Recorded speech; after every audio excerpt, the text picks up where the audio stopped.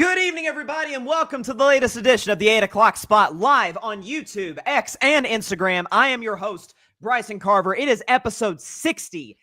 This could be, we were talking about before the show, fellas, our second to last show potentially because our season ends when the NBA Finals ends. That feels like a disrespect to the Pacers to a degree. But we'll see what happens throughout the course of this series in 2 days.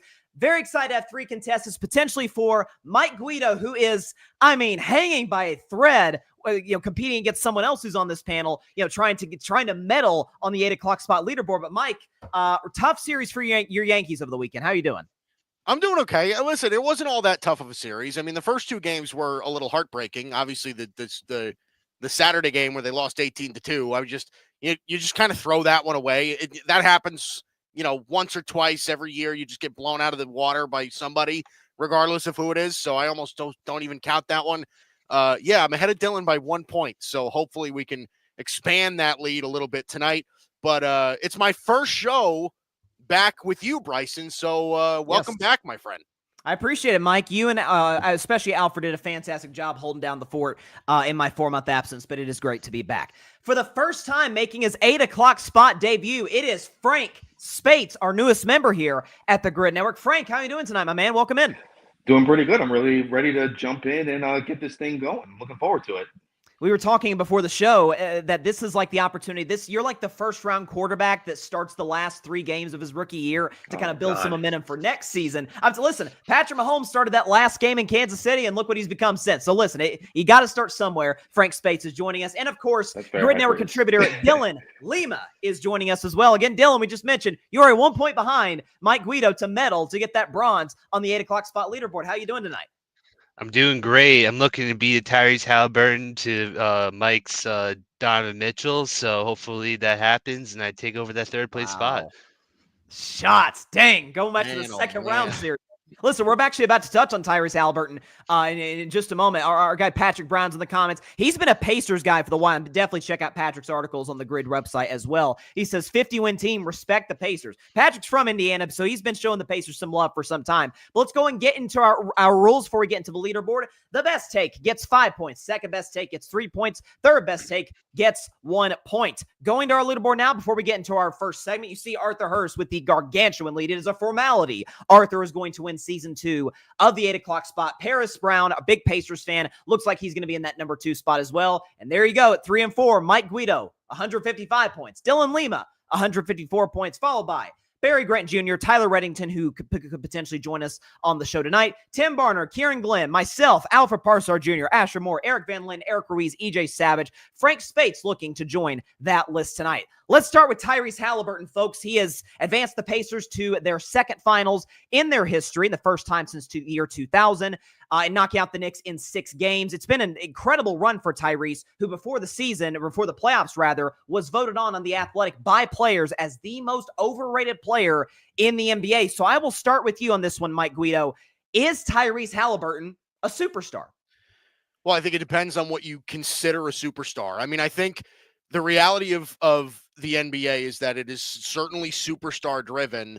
So we talked about this before, Bryson, where, we kind of counted how many superstars there are in the league. I have 12. My list differs from some.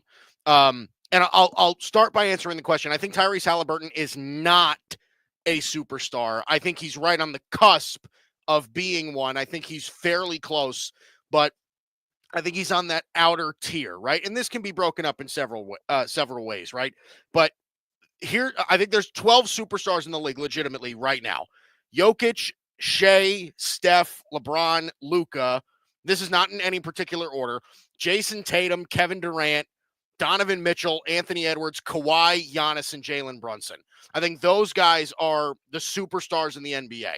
I think Tyrese Haliburton probably falls in that anywhere from 13 to 16 or 17-ish area. I think he's going to fall in the same category as like Wembanyama, Devin Booker, like guys like that. I think that's kind of the category that he kind of falls into with guys. But here's the reality of him is that he's averaged 20 points a game in his career twice, right?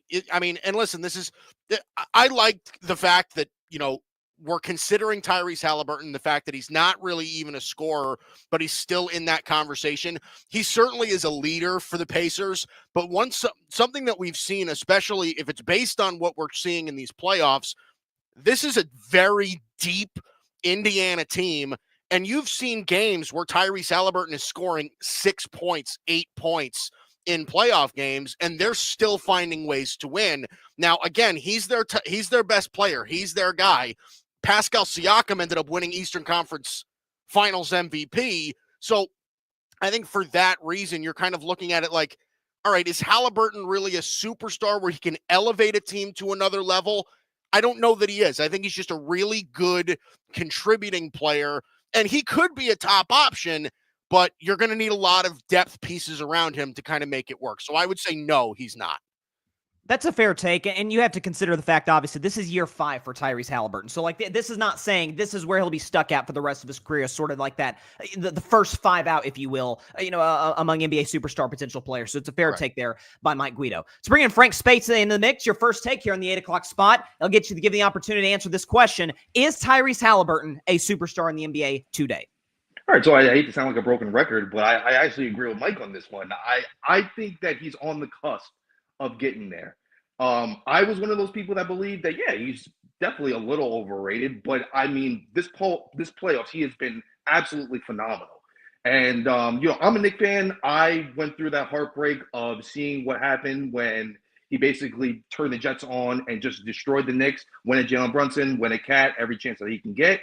And the one thing that definitely sticks in my head and definitely think catapults him to this point where we are actually having a conversation of why he's reaching this point where he's a superstar, I would have to say is, what was that, game 4, where he basically had 30 points, triple-double, and no turnovers? It was absolutely insane. So this guy is definitely on his way. I personally need to see this happen a little more consistently. To me, this is like the first year where he's really been this type of great. You said it yourself. He's in 5 years. He's getting there. He's just not there yet. So for me, it's a very long answer, but I'm also going to say no, he's not there yet. He's not a superstar. That's fair. And like you said, in sort of playing off what I was saying earlier, like this is his 5th year in the NBA, 2nd year only in the playoffs. What's remarkable about these finals, which we'll touch on later, both these two teams, this is as a collective, there's only their 2nd time in the postseason, and they've been able to take multiple steps further than I think any of us thought that they would do, or would take rather. So good take there by Frank Speights. Finally with you, Dylan Lima, is Tyrese Haliburton a superstar in the NBA after getting the Pacers to the finals? So I'm gonna agree with the guys before me. He's definitely on the cusp. It's so tough with him because with as many great games he had, and especially this postseason, he's had just as many bad games. I feel like especially him not winning the conference finals MVP and giving it to Pascal Siakam is definitely an indictment of that while Haliburton is a big contributor, he's not the guy. Past 2 years, he was averaging 20 points, 10 assists. This year, he was 18 and 9.6, 9.7, I want to say, about assists per game. 3rd best in the league as far as per game assists, which is all great, of course. But I feel like there are times that the Pacers win because of him, and then there's been plenty of games they've won in spite of him. And when I think of superstars, I think of the players that really do their best, and they win because he's going off. They win because when everything else is going wrong, their backs are against the wall, their number one guy is going to carry them across the finish line.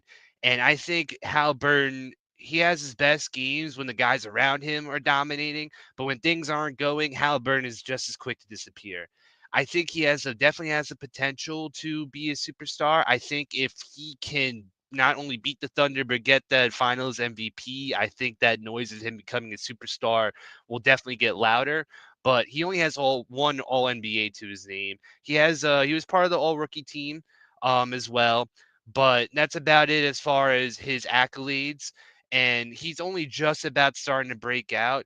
I mean, when I think of a superstar around his age, I think of Anthony Edwards. I think of that Timberwolves team where he was putting up 45-point games during this postseason and doing everything in his power to carry the Timberwolves to the 3rd round. And Haliburton has had his fantastic games. He's had games that, not turning the ball over, having his triple doubles and whatnot, but I just don't quite see it yet from him. I think he still needs a little more time in the oven to get that consistency, to get where he needs to be a superstar. But I don't think anyone's going to be dropping their best player to put Haliburton over him quite yet. So he's not quite in that realm, but he's on that doorstep. He's definitely on that fringe. So we have a consensus across the board that all three of you guys are like, maybe at some point, but not quite yet. But obviously there's the understanding that as young as he is, second year in the postseason with the Pacers, like that moment is going to come for him. Let's go and get everybody back into the mix, get Mike and Frank in here and get to our scoring. I'm actually going to give you the best take here, Dylan. I thought your point about would any team with a no doubt superstar trade their guy for Tyrese Haliburton? Like he's either the worst superstar, which feels like a backhanded compliment in some ways, or is he the best non-super? Is he the best star in the NBA? So Dylan Lima gets the best take. Gonna give Frank the second best take, give him 3 points. Mike Guido at 1 point as we move on to our second round. Listen, actually, quickly, I would say he's in this weird sort of in-between area where you were talking about Victor Wembanyama, Mike. I would actually swap both Kawhi Leonard and Kevin Durant for Wemby and for Tyrese Haliburton, just because Tyrese brings the winning. Wemby's upside is obviously sick if he stays healthy. So we'll obviously can see how he continues to progress. We're going to stay in this series because we had some big breaking news today that the New York Knicks have fired head coach Tom Thibodeau after 6 years or 5 to 6 years with the franchise, 4 postseason appearances with the team, including 3 in a row, conference finals appearance for the first time in a quarter century for the Knicks, yet they fire him after losing in 6 to the Pacers. I'll ask you, Frank, you're the Knicks fan here. Did your Knicks make the right call in firing Tibbs? I mean, no. They absolutely didn't. I know I'm going to be in the minority when it comes to this, and I know that Tom Thibodeau rightly got criticized for not using his bench as much as he should have, but they didn't. This is a team that it's been 25 years since this team has reached the Eastern Conference Finals. In 2019, this team won 17 games. Like, it's absolutely insane. I'm sorry, in 2018, this team won 17 games. In 2019, this team won 21 games. Tom Thibodeau changed the complete culture of this whole team. Leon Rose has also been phenomenal.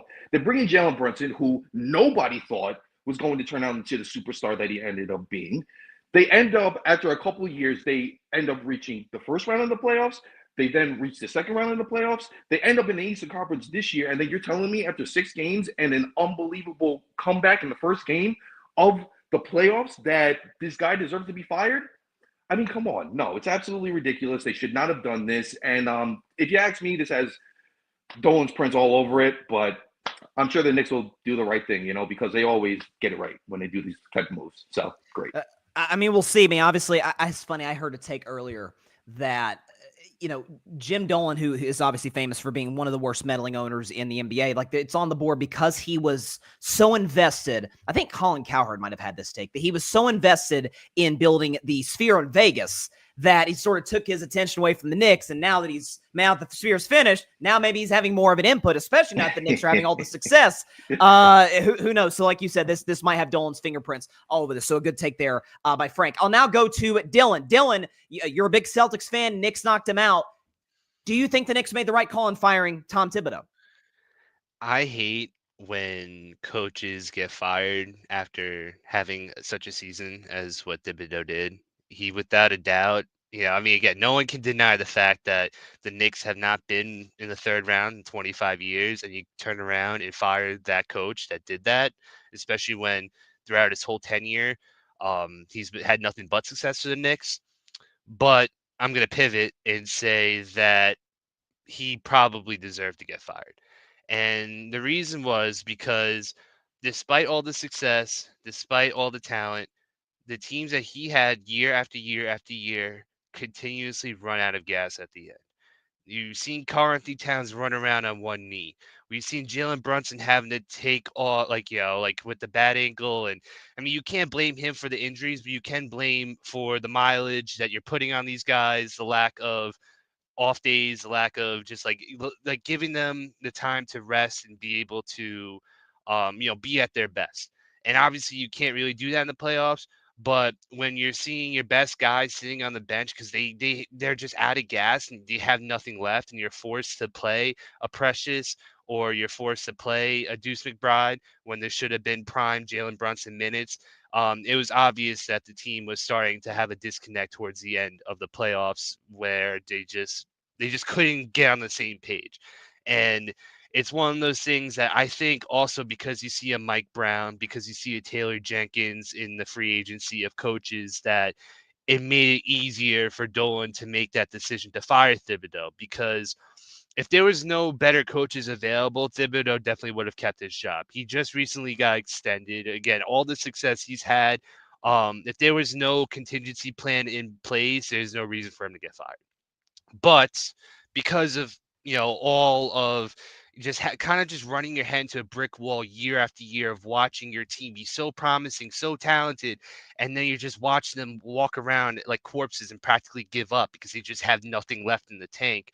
How many times are you going to run that back before your windows close, before Cat goes, before Brunson goes? Because these guys aren't going to be here forever. It's just impossible. And especially when they're getting run to the ground and injuries are as prevalent as ever. You need a coach that could better balance all of that. So I think a mixture of the coaches available and just watching your team run into that brick wall, you need to have that breakthrough. And I think Mike Malone would be great if he's given the opportunity to run that Knicks team. Interesting. Well, listen, Michael Malone, I think, is going to be the biggest name in the market. I mean, he's a champion coach as of 2 years ago, and obviously the Denver situation fizzled out for reasons that some were in Michael Malone's control, some weren't. I think you make an interesting point that, and one I've sort of been thinking about today and throughout the end of that Eastern Conference Finals, where the defensive struggles that the Knicks had, some of that is that the Pacers are the best offense in basketball on a consistent basis. Could some of that also be, man, you're running guys in the ground in the regular season. You go through hard-fought 6 games against Detroit. You have to come back multiple times to beat Boston. Eventually, attrition kicks in. These are pro athletes, but these are still human bodies. Eventually, guys wear down. So good take there by Dylan. Finally, with you, Mike Guido, did the New York Knicks made the correct call in firing Tom Thibodeau? I kind of fall in line with Dylan a little bit. I think that the Knicks probably made the right call, because part of this is that he said something very, I think, important to this discussion, where it's like, how many times are you going to run back this same old kind of philosophy until everybody else just runs out of gas, right? Because unless you're thinking that the Knicks are going to win the finals next year, or the Knicks are going to win the finals the year after that, you kind of have to get the ball moving a little bit, right? So I kind of understand it from that perspective. The argument, I think, against Tom Thibodeau being let go is that the Knicks have been a mess for a long time. And it seems like Tom Thibodeau was the guy to kind of piece it all together, kind of fix it, and, get them to a certain point.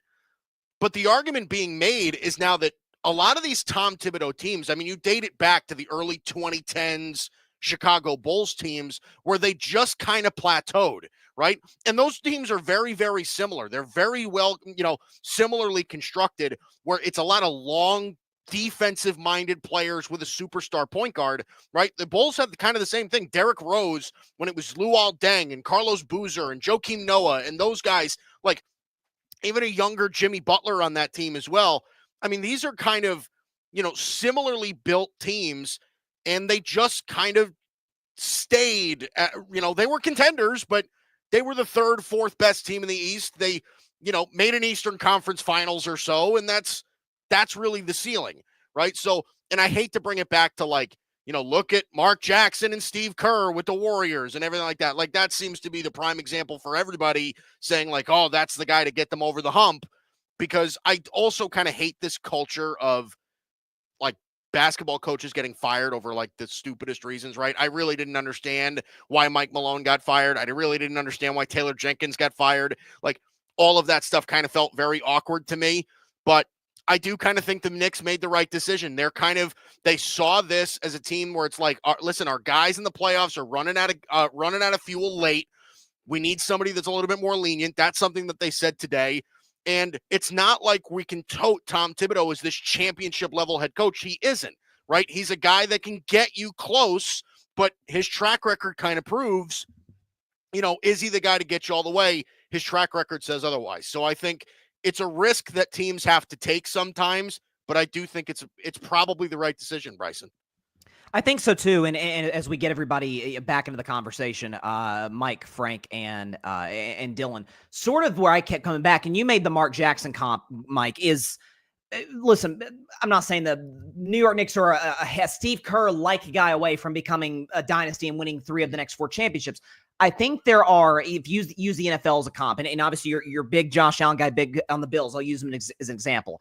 I feel like Sean McDermott, I've said this, is the Mark Jackson of the NFL. A guy who can come into a dysfunctional mess, stabilize things, not quite the guy to win you 4 straight playoff games and win you a Super Bowl. Same thing with Mark Jackson, where he came into a disaster in Golden State. I joke that they were Clippers North in the state of California. They were a disaster and helped stabilizing it, giving Steph, Clay, Draymond the confidence they needed to become the dynasty that they became. But Mark's lack of adjustments as it relates to consistently playing iso ball is the reason that they went in the direction of Steve Kerr and playing a totally different brand of basketball. That's kind of where I'm at in Tibbs. 14 years in, and you made 2 conference finals when you have plenty of opportunity to do so, obviously, as the head coach of the Bulls with Derrick Rose and company. So if I can get the scoring ready to go here. Mike Guido, I think you had the best take in the segment, which will get you, hang on just a second, 6 points. So a good take there by Mike. Sorry, I need a delay in the scoring here, ladies and gentlemen. Dylan with the second best take to get him to 8 points, and Frank with the last best take.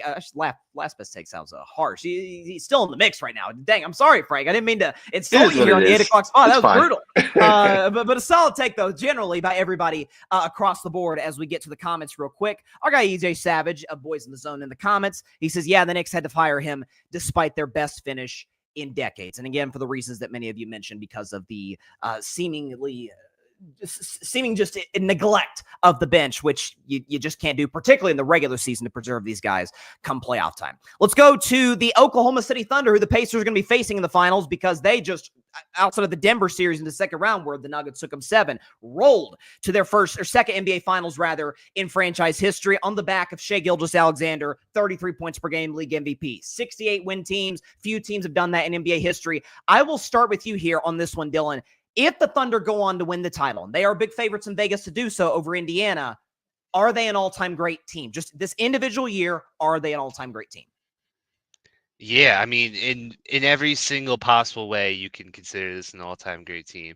We could talk about their record being 16 wins above the next team in the Western Conference. And again, we always talk about how the Western Conference is always a harder conference than the Eastern Conference. And not only it wasn't close. They just cruised the second half of the season. They got MVP Shai Gilgeous-Alexander, for better or for worse. I personally believe Jokic should have won it, but I understand the getting tired of having the same person be MVP over and over again. Shai Gilgeous-Alexander, without a doubt, was the second best guy and, deserved the MVP more or less. But I think what sets them above pretty much any other team is the fact they have the second highest net rating in NBA history, behind the 95-96 Chicago Bulls, which, for people that don't know, net rating is, if you have more points than you've given up, you have a positive net rating. They had a 12 net rating. So, like, pretty much every single game, not only were they winning, they were winning by double-digit points pretty much every single game. And that's impressive because, most on any given game, you're going to have your blowouts. You're going to have games that you win by 20, that you lose by 20, that you're going to have a 2-point difference. But they were consistently head and shoulders above the rest of the NBA. And this is also a team that was pretty much hand constructed. Shai Gilgeous-Alexander was traded from the Clippers. A lot of the guys like Chet Holmgren, like Jalen Williams, these were drafted guys that were developed within the organization. And now they're already on the cusp of winning a championship that, many other teams are just dreaming to do. I mean, hell, Kevin Durant, Russell Westbrook, James Harden, these are all people that came through the doors of the Thunder and came close, but ultimately never did it. For this team to do that would be, it would be an understatement to consider an all-time team. It would be maybe a top 5 all-time team. And, I mean, when you're looking at these names outside of Shai, we're not talking about the Lakers where you had your Shaq, you had your Kobe, and you had, these pivotal role players. A lot of these times, like a Jalen Williams, for example, was such an underrated second man. He was averaging 20. He could play 3 through 5 whatever position you need him. He could go up against anyone. Chet Holmgren, who sadly missed his rookie year, comes in and just pretty much dominated and just showed that why he was the top pick, or I believe he was second pick when he got drafted. And then again, they just had all these young guys. You had Alex Caruso being an anchor on defense as a guard. Like, you could go on and on about these guys that maybe not on paper seem like sexy players, but they just synergize into what epitomizes a team should be. And so if they win this NBA championship, they deserve to be one of the best all-time teams. I have two major takeaways from your take there. Basically what you just said is that Sam Presti is the best GM in the NBA. I think his history going back, obviously he was with the Spurs and was a big component reportedly in them drafting Tony Parker. Safe to say that worked out pretty well. Then he goes and constructs the famous Baby Thunder with Durant, Harden, and Westbrook, and now he's constructed a 68-win Thunder team led by SGA. So that's my first take on what you said. My second take, and you just kind of threw this in haphazardly, or I shouldn't say haphazardly, but just sort of just as an aside.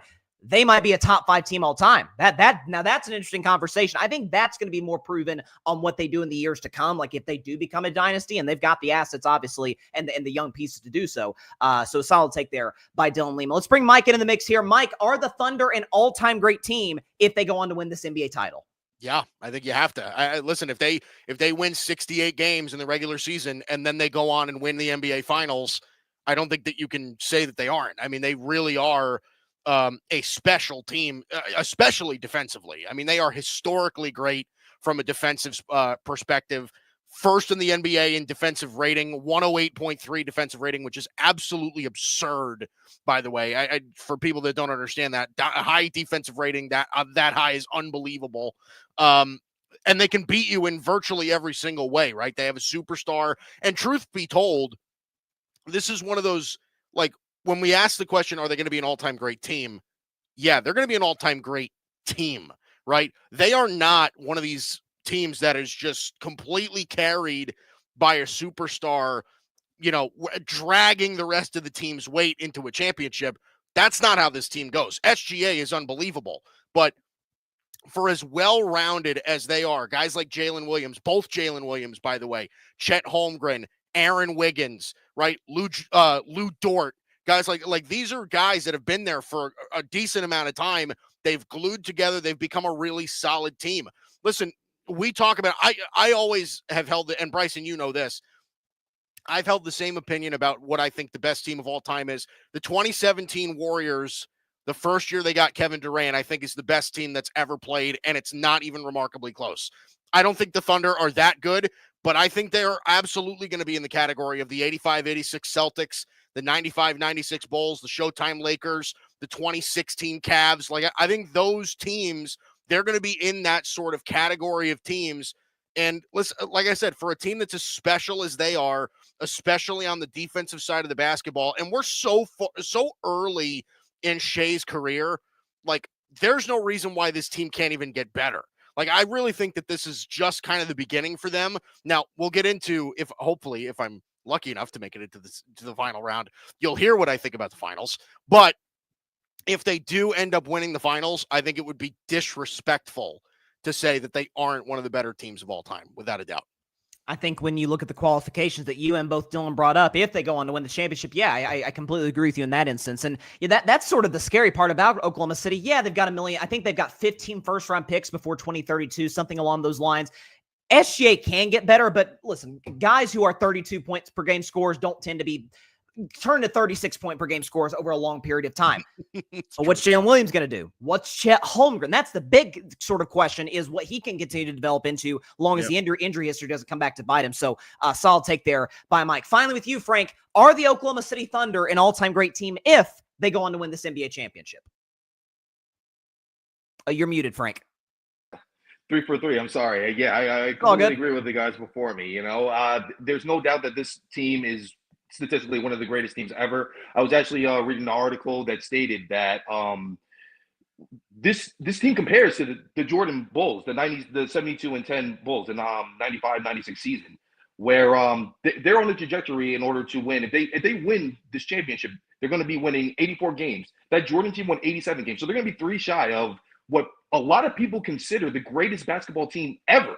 How could you not say that this team is that? Exactly. And even when you look at someone like Shea on the playoff run that he's go on, he is one of 4 players. It's Jalen Brunson, Shea, Jordan, LeBron that went on a playoff run where they got 30-5 in 10 games of 30-5 within a playoff run. I mean, there's no doubt that this team is, without a doubt, one of the greatest teams statistically that we have ever seen. There's no question about it whatsoever. And sort of to your point that you just made, and it goes a little bit to what Mike was saying earlier, that this is what Mike was emphasizing, that it's an all-time great team where Shai Gilgeous-Alexander, and this is sort of the case that I made for him to be league MVP, not that I had to like beg for because he ended up winning the award, but obviously he's the head of the snake. But, I'm just going to use a quick little analogy, and I want everybody in the room for this. I have an almost irrational fear of snakes. I'm just going to throw that on the board. Despise them. So whenever I hear head of the snake, I just kind of I hate snakes. The Oklahoma City Thunder, SGA is the head of the gator. That's what I see him as, where it's like alligator's a lot more dangerous. He is more the snake. He could kill you in multiple different ways. But where it's just depth, it's defense, it's they can beat you from the 3-point line, but they do not need the 3-point line, which is almost foreign compared to a lot of teams in the modern NBA. So a solid take there by Frank. Mike, back-to-back great takes. Going to give you the best one in this segment, which will get you to 11 points. If we can get this up here. Again, a little bit behind on the scoring. Dylan Lima, my friend, you will be facing Mike in the finals. You are at 10 points. Second best take. Frank, I'll get you to 7. It would getting the 1 point in the segment. Before we move on, Frank, first appearance at the 8 o'clock spot, and we'll bring it back in after the winner is announced. But I'll just ask you, and sort of a spoiler alert on the front end for what our last topic is going to be, real quick, who wins the finals? Oh, it's the Thunder. The Thunder are going to do it. Okay. I'd say, if anything, it's going to be a gentleman's sweep. Gentleman's sweep. All right, so Frank has OKC in 5 games. Frank, we'll have you on in just a few minutes, but a great performance for your first time on the 8 o'clock spot, my man. Thank you very much. For sure. As there are 2 left, Mike Guido, Dylan Lima. And again, keep in mind, folks, there's a 1-point difference between these two, not just in the fact that Mike's got 11 and Dylan's got 10. But let's pull up that leaderboard once again as we came in. There's a 1-point difference. So technically, officially, Mike Guido has a 2-point lead in the 8 o'clock spot standing. So this could go a very long way in seeing who gets the bronze medal in this tournament. Well, let's go ahead and bring up our final, the rules for our final segment. It's pretty simple. The best take gets 10 points. It's a win or go home type of situation. It is a game 7. And as we get late in this 8 o'clock spot, season 2, you're starting to feel that sort of vibe, especially from Mike and Dylan. So let's go ahead and get right into it. NBA Finals tips off Thursday night at 8:30 p.m. Eastern. OKC Thunder out of the West. Indiana Pacers out of the East. Oklahoma City is a big favorite in Vegas to win this NBA Finals. We just got done talking about, are they an all-time great team? Are they not? Tyrese Haliburton, is he a superstar? Is he not? I will start with you, Mike Guido. Straight up.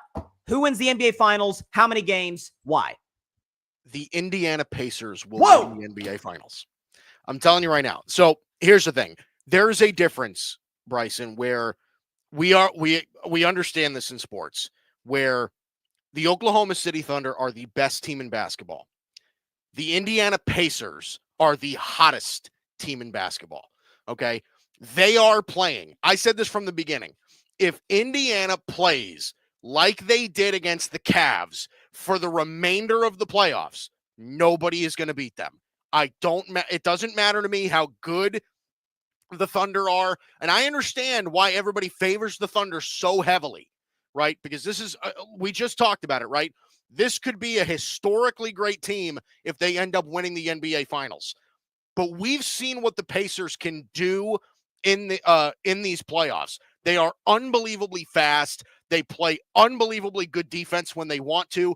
And there are going to be games where, regardless of the defense, they do not miss. They don't miss. There are 1 or 2 games per series that they've played where they are shooting over 55% from 3. They're shooting over 60% from the field. It doesn't matter what good defense you're playing. If the Pacers are getting the rolls and the shots up that they are, right? You're seeing like Aaron Nesmith in game 1 of the Knicks series hit 5 or 6 consecutive threes to bury them. He's their 6th option on that team? Like, we're looking at a team that is so deep offensively that a different guy can kill you on every single night. Now, I think the Thunder are the better basketball team. They've shown that throughout the season. But if Haliburton is playing well, if Pascal Siakam is getting his shots, if Indiana is shooting the ball like they can, right? Guys like Obi Toppin and Miles Turner are consistent from the outside. This is a team, we talk about Oklahoma City's depth. Indiana runs just as deep. They run 11, 12 deep. They're playing 12 guys in playoff games and winning. Like, it is remarkable what they've been able to do. in the playoffs. They're the hottest team in basketball right now. There are games where they simply do not miss. If they play like they did against the Cavs and play like they did against the Knicks, it doesn't matter who they play. They will not be beaten. I think the Pacers win it. I think the Pacers win it in 6. That's how hot I think they've been. Pacers to win the finals. Pacers in 6. Do you have an MVP? Sorry to put you on the spot there, but you did put me on the spot. Sorry. But I will say it will likely be Tyrese Haliburton. And as much as I hate him for the amount of, just trash that he talks for what seems to be like no reason, right? But I do think that, and then we genuinely need to have a different conversation of whether or not he's a superstar. If he's a Finals MVP, then like what argument do we have, really? But Finals MVP who led his team there. Like this is a situation where, like, no offense to my guy, but Andre Iguodala 2015, Cornbread Maxwell 1981. Like this isn't that type of situation. This is you led your team to the finals. You were the best player in that series. Let me say one thing to your case, okay? And this is sort of like a weird trivia question. Just take a wild guess. We know the Pacers like to play, pardon the expression, at a certain pace in order to dictate the how the basketball game flows. Do you want to guess who had the most fast break points in the NBA per game this season in the NBA? Take a wild guess. Is it the Thunder? Like, is this where it's not the Thunder?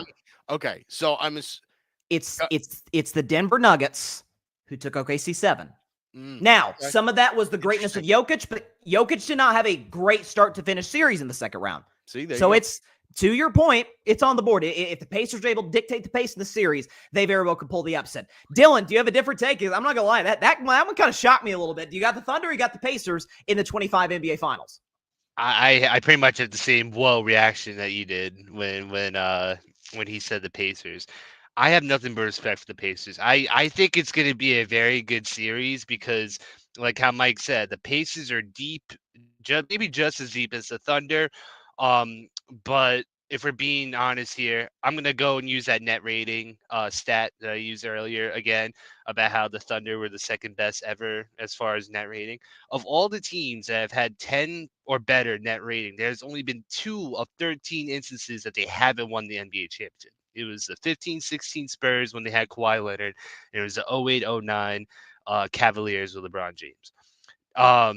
What makes this Thunder team so special is the fact that Shea is the type of guy that will absolutely take over games, and he's not just a one-trick pony. Like last year with the NBA Finals, we had Luka Doncic who carried his team to the Mavericks. He was just an offensive glass tower as far as just score. We're going to just try to outscore the other team every single time. Shea can not only score 30 points, but he could lock down your top option at will. And I don't know if Haliburton is going to be capable of having the defensive pressure of Shea locking down at all times, because he definitely didn't have that against the Knicks. The Cavaliers didn't have an answer as far as defense, as far as like Haliburton when he was on his game. The problem is that Shea is a lanky guard that is bigger than Haliburton and will definitely give him nightmares throughout this whole series. Siakam, you got to deal with Jalen Williams. You're going to have to deal with Isaiah Hartenstein. You're probably going to get a healthy favor of Lou Dort also, who is a defensive menace. And, again, I think the Thunder will make this to a rock fight because what the Knicks couldn't keep up as far as attrition, the Cavaliers, they were just hoping that Mitchell would carry them every single game. The Thunder, that's not going to be a problem because, again, let's just Shea just has a bad game. He's not doing well. Jalen Williams averages 21 as a guard, combo guard forward. He could put him anywhere. He will thrive. And with having a 1-2 punch of Miles Turner and Siakam, Thunder could play you big as well. So there's nothing that the Pacers can do that the Thunder can't do. You want to shoot threes? Great. Let's throw in an Aaron Wiggins. Let's throw in, Alex Caruso who could shoot. I think it's just going to be one of those. I think it's going to be low-scoring games. I don't think it's going to be the high-scoring games that we were seeing throughout. And this Thunder team, they were kind of just smoking every single team besides the Nuggets, like as mentioned before, only because Jokic was just being the monster that is. I don't see a Jokic on that Pacers team. I see a Haliburton who plays well, but only if the team is clicking. I see a Siakam who has been very good, but is he going to be the type of dude that's going to carry the Pacers onwards? I just don't see it. He needed Kawhi Leonard bad to win that championship with the Raptors. He does not have a Kawhi Leonard to help back him up if they're gonna play big. So I do think it's gonna be a 6-game series. I do think the Thunder are gonna win 6, and I think Shea is just gonna shine and just game after game after game, giving you 30 a game all the time and just suffocating Haliburton. To your point, and something I've thought about in sort of analyzing the series, that game 6 where Andrew Nembhard pretty much shut down Jalen Brunson, had freaking 6 steals in that game, and Nembhard was outstanding on the defensive end. He can be solid in the offensive end, but he can be great against the Knicks, who kind of play a one-on-one style of basketball, particularly with Brunson, kind of an ISO ball. The Thunder do as well, but because they have so many more offensive perimeter threats than the New York Knicks do, you can't just rely on Nembhard to do it. And he is a smaller guard against another smaller guard in Brunson. You have to imagine SGA more times than not is going to win that matchup. I'll bring Mike Guido back into the fold. Fellas, you guys made this hard on your boy. I'm not going to lie. This is the fact that we had two opposite, takes on who was going to win the finals made this even more difficult based on what the information and the take you brought to the table. But as we know, this is the 8 o'clock spot. This is a competitive show. There can be only one winner, and the winner for the 8 o'clock spot, and currently that number 3 spot in the standings is none other than Dylan Lima. Congratulations, Dylan, for winning the 8 o'clock spot, episode 68. As we get the champion music on, there it is. Congratulations.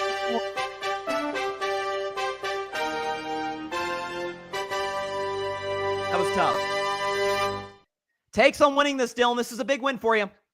I want to thank Mike for choosing the Pacers.